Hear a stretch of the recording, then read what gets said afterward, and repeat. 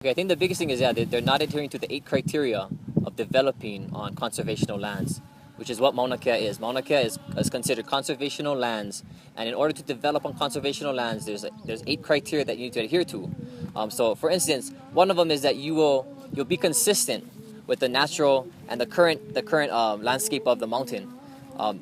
Not true. They're not fulfilling that because the largest telescope up there right now is 10 meters high. Well, they would like it to dwarf that one, and it would actually be bigger than all of the current telescopes on Mauna Kea right now combined. Another one is that it would preserve or enhance upon the natural beauty and landscape of the Aina of the conservation area. I find that unfathomable that they could think that an 18-story telescope, 18 stories above ground, 2 stories below, will preserve and enhance the natural beauty of this landscape. Another criteria is that it will not be detrimental to the public's health, safety, and welfare. Our mountain sits on top of the largest aquifer on the island. So there's been known leakage or leakages of mercury and chemicals. There's many chemicals used to clean the telescopes, and whenever those things get leaked out and they flow off into the runoff of the waters and the snow that melts over here and gets into our rivers and gets into our drinking system and gets into our bodies.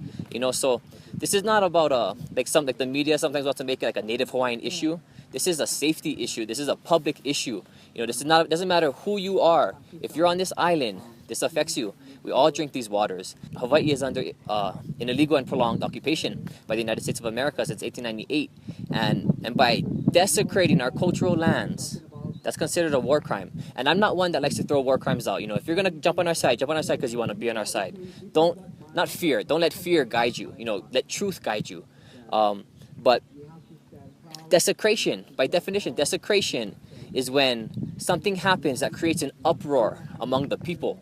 And I think that this is obvious that the people are not happy about this. There's an uproar, and therefore they are desecrating our cultural lands, and that's a huge crime in itself. So again, it's hard to explain when people ask, why do you want to stand up for Mauna Kea? Because there's so many different reasons why. The environmental reasons, the conservation reasons, the international law reasons, state reasons, kingdom reasons. There's so many. But one of the big things is that they would be desecrating our cultural, religious, and the most sacred lands in all of Hawaii and perhaps in all of the world. This is the Piko Wa Kea. And this is the area, this is the home of Wa Kea where Wa Kea, Sky Father, and Papa, Earth Mother, meet. So this is really it's a source of life.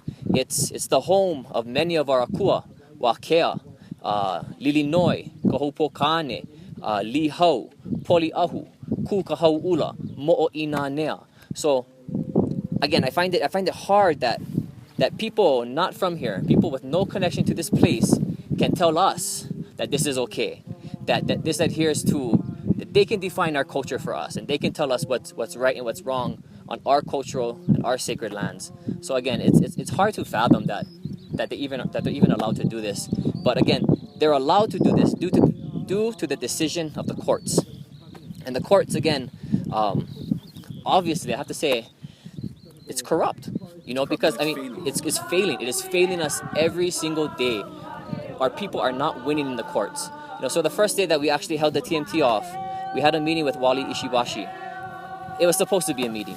It didn't turn much into a meeting. They basically gave us an opportunity to make some statements. And we explained to them the many reasons why we are against this, why we're willing to take a stand, why we're willing to be arrested for these kind of things. And his response to us was very, very short. This is not up to us. This is up to the courts. And I will never accept that. I will never accept that those who have no connection to this place, that those who have no knowledge of this place can determine for us what's right and what's wrong. There's so many reasons, but it's not just desecration. It's not just not adhering to conservational laws. They're affecting our life. And for me, I'm Paul. I'm not gonna sit by and allow these things to happen and allow our future keiki and our future generations to grow up thinking that this is normal.